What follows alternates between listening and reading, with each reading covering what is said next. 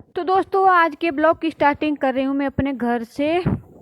तो 11 बज चुके हैं। तो कैसे हो आप सब? आशा करती हूँ कि आप कुशल मंगल होगे। मैं भी ठीक हूँ। हिमाचली यादव ब्लॉग में आप सबका स्वागत करती हूँ। Village life of Himachal Pradesh. तो कुछ तरह से इस तरह से है हमारा गांव, दिख रहा है आप लोगों को। तो अभी जा रही हूँ मैं भैंस को घास डालने के लिए, और फिर उसके बाद जाना है मैंने घास काटने के लिए। और पीछे रहे डॉगी, और डॉगियों को मैंने खाना वगैरह दे दिया है और पानी वगैरह भी दे दिया है। कालू ने तो खा लिया है, पूरा फिनिश कर दिया है, और एरू ने भी अभी आधा अधूरा छोड़ा है, उसने पूरा नहीं खाया हुआ है पर खा लिया है थोड़ा बहुत। और कालू भी यहाँ बैठा हुआ है, देखो यहाँ। तो अभी इनको अकेला छोड़कर जा रही हूँ मैं। फिर कैसे करेंगे, भों भों भों करते रहेंगे।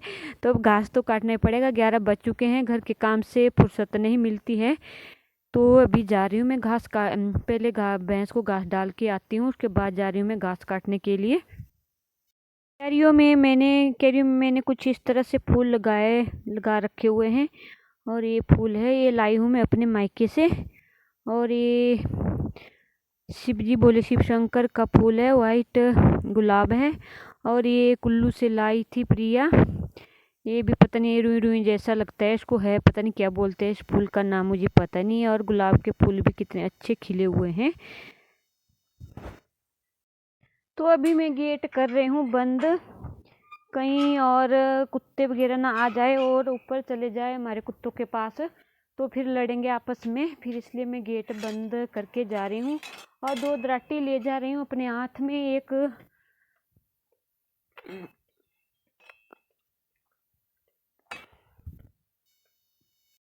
और एक की धार तेज ना रही तो मैं दूसरी ले लूँगी। अगर दोनों की धार तेज रही तो मैं एक से ही काटूँगी। तो अभी जा रही हूँ मैं, धूप में काटना पड़ेगा मुझे घास। ये है हमारे विलेज लाइफ हिमाचल प्रदेश की। और ये रहा हमारा कट्टा, बड़ा शरारती हो चुका है, अब बड़ा हो चुका है। सिया ने कुछ इसका नाम रखा था पर मुझे याद नहीं रहा क्या नाम रखा था उसने।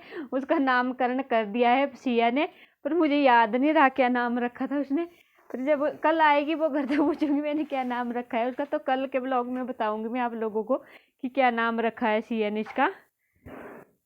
और ये रही हमारी भैंस, और इसको मैंने त्रियाम्बली बोलते हैं, पत्ते होते हैं पेड़ से काटे होते हैं त्रियाम्बली, और बिहुल होते हैं जो डाले थे मैंने। इसको अभी खा रही है तो यही काफ़ी है इसके पास।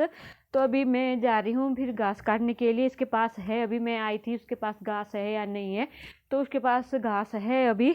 तो जा रही हूँ मैं काटने के लिए। थोड़ी देर में जब मुझे धूप लगेगी तो मैं आ जाऊँगी घर, अगर नहीं लगी तो फिर मैं वहाँ घास काटती रहूँगी। तो अभी जा रही हूँ मैं। क्या है ये, देखो इधर आ जाओ, मेरे ब्लॉग में आ जाओ। ये रहा हमारा कट्टा, देखो इतना प्यारा कट्टा है ना।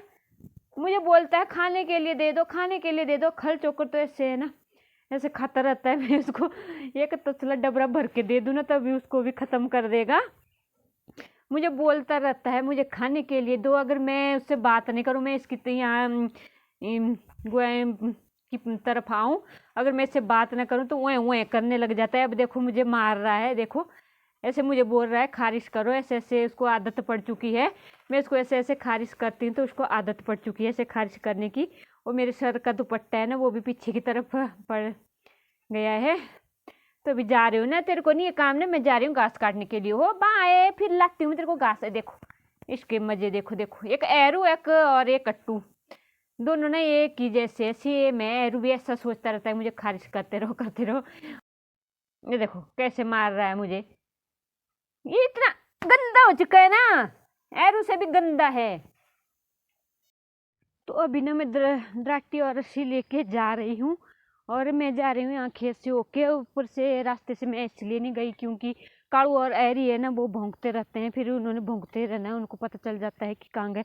यहीं से भी पता चल जाता है उनको चले गए हमें अकेला छोड़ के। पर फिर भी इतने कम ज़्यादा नहीं बोलते वो, भौंकते। फिर अगर उन्होंने देख लिया मुझे जाते हुए तो फिर बहुत ज़्यादा भौंकने लगते हैं, रोने जैसे बच्चे रोते हैं ना वैसे रोने लग जाते हैं पीछे से। तो तब मैं यहाँ से जा रही हूँ। ये देखो एरू के मजे, एरू को तो लग चुका है पता, अब लग गया भौंकने। खेत से जाऊंगी मैं, यहाँ तक हमारा खेत है और यहाँ से नीचे तक हमारा ही है। और ये ऊपर वाला भी हमारा है, जो पेड़ दिख रहे हैं यहाँ से नीचे हमारा, और यहाँ, और ये फिर ये पड़ोसियों की है यहाँ से आगे। तो पड़ोसियों के खेत से जा रही हूँ मैं अभी। सामने रहा पड़ोसियों का घर।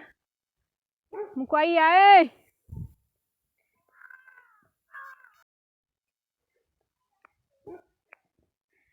हाँ ताऊ भी चल रही, मैं धुप्पे लूणना पौना अब तो सर लू जाओ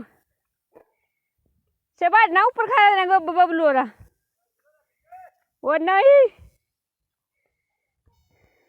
बैठने जो टाइम नहीं है वे तेरे बैठी थी तब लगा टाइम फिर मन दो बैठिया ना डाउरे जो रख जो बाडे ना। सामने रहा है हमारे दूसरे पड़ोसियों का घर, और यहाँ भी है ये घर ऊपर जैसे, और ये तो जो नीचे दिखाया मैंने घर वही उनका ही घर है। तो पड़ोसियों की भैंसी भी बंधी हुई है नीचे। यहाँ अमरूद के वृक्ष है, देखो 2 वृक्ष है, एक ये है और एक वाला ये है। अब की बार उसमें बहुत कम अमरूद लगे हुए हैं और पक्के भी हुए हैं, तो इसमें अभी कीड़े भी पड़े होते हैं, तो उसको काट के देखना पड़ेगा तब खाना पड़ेगा इसको। तो मैं घास काट लेती हूँ, उसके बाद मिलती हूँ आप लोगों से। बैठे कुण आई रे, कुण आई रे। अच्छा मेरे पंकु भी आई रहा।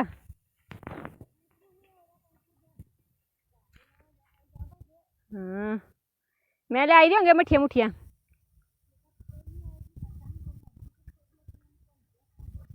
अच्छा मैं बोले आऊँ भी लून उबता आज ना धुप्पे पर लून ना पौना, क्या करना भी। हाँ वहाँ सारा बांडी तरह हथ लगी आग जे वो भाई बांधना क्या हेठ थी जे 300-400 पुला निकला थी, 200 पुला में निकले या देखा ना उठा दी दिया थी खेड़ा बढ़िया गा ना थी बूंद थी गा उना थी आए नहीं।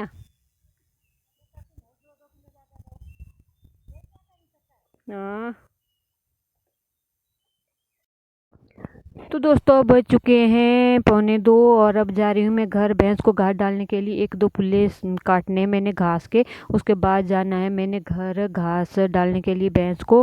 और आज ठंडी हवा चली हुई है, भगवान भी सोचता होगा कि धूप में वो जल जाएगी, तो इसलिए भगवान ने भी ठंडी हवा लगा रखी है आज। तो यह हिमाचल प्रदेश के डिस्ट्रिक्ट मंडी सुंदरनगर के दंदरासी गाँव का जनजीवन।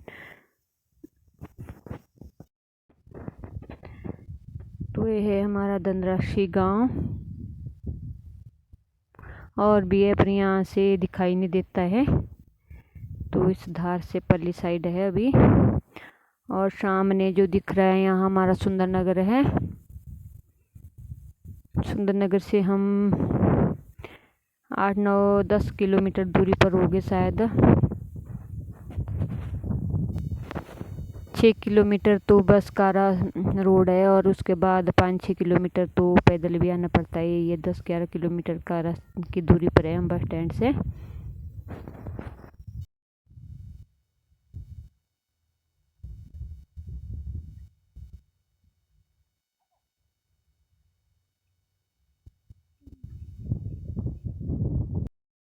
तो सामने वाले घर में देखो दिखाती हूँ मैं आप लोगों को, धान पुनाई कर रहे हैं या कि गेहूँ पुनाई कर रहे हैं, पता नहीं क्या कर रहे हैं कुछ धान पुनाई कर रहे होगे शायद गेहूँ। ये रहा हमारा ट्रांसफार्म, यहाँ से गई हुई हमें लाइट।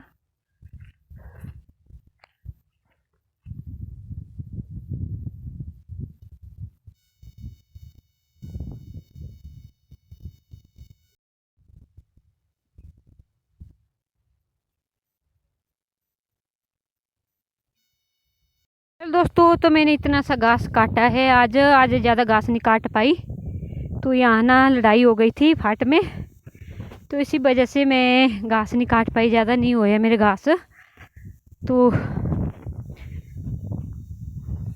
इसलिए आज थोड़ा सा ही काटा। अब अंधेरा हो चुका है तो अब मैं जा रही हूँ घर। भैंस भी है धोने को, मेरे पति भी नहीं आए हुए हैं, तो अभी जा रही हूँ मैं घर। मैं तो लोगों को बोलती हूँ ना, किसी को बोलना हो तो सोच समझ के बोलो, 100 बार सोच लिया करो बोलने से पहले। कुछ लोग होते हैं ऐसे ही किसी बात का गलत मतलब निकाल लेते हैं। कोई बात हो तो उस बात का ना पहले मतलब निकाल लेना चाहिए, समझ लेना चाहिए कि कौन सी बात किस तरीके से कही हुई है। तो किसी को ना बिना मतलब का पॉइंट नहीं खींचना चाहिए। यही बात यहीं भी हुई है। तो मैंने किसी से उस एक दिन बोला था कुछ, तो उस बात को ना इतना मैं 20 बार अपनी सफाई दे चुकी हूँ उस औरत के सामने, तो फिर भी वो औरत मानी नहीं है। तो फिर मुझे भी फिर गुस्सा आ गया, फिर मैंने भी कुछ बोल दिए बातें। तो मैं अपनी बातों से मुक्ति नहीं, उसने उस औरत ने खुद इतनी सारी बातें बोली है कि पूछो मत। तो अपनी बातों को मुखर जाती है, फिर अपनी बातें उसको याद नहीं है। अब लोगों से ना मेरा ढिंडोरा पीटती जाएगी कि उसने ऐसा ऐसा बोला है। तो बोलती रहो, मेरा मन साफ है, तो बोलती रहो। जो मैंने बोला है उसकी बातें तो चलो मुझे याद नहीं रही अब क्या बोला है। जब मैं बोलती तो मैं दूसरों की बातें नहीं सुनती हूँ। मैं एक जब मेरे कान में बात आती है तो मैं उसका जवाब फटाफट देती हूँ, तो मुझे फिर दूसरों की बातें याद नहीं रहती। मुझे इतना गुस्सा आता है कि मुझे दूसरों की बातें फिर सुनने की शक्ति नहीं रहती मेरे अंदर। मैं तो लोगों को बोलती हूँ कि मुझे बोलने से पहले ना 100 बार सोच लिया करो। मैं किसी को छोड़ती नहीं हूँ, फिर मेरे अंदर कितना इतना गुस्सा है, मैं किसी को बिना मतलब का बोलती नहीं हूँ। बोलती तो मैं उसको